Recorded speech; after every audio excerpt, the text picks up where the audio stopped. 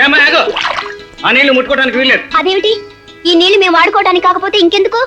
అవి మీ నాన్నగారు లాంటి పెద్దవాళ్ళకి, బుల్లిబాబు లాంటి చిన్నపిల్లలకి.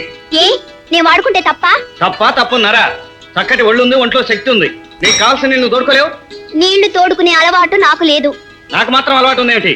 ఏ కష్టమైనా ఏదో ఒక రోజున ఆరంభం కావాలి. ఆ పైన అదే అలవాటు అవుతుంది. చూడు నాన్న ఇతన్ని.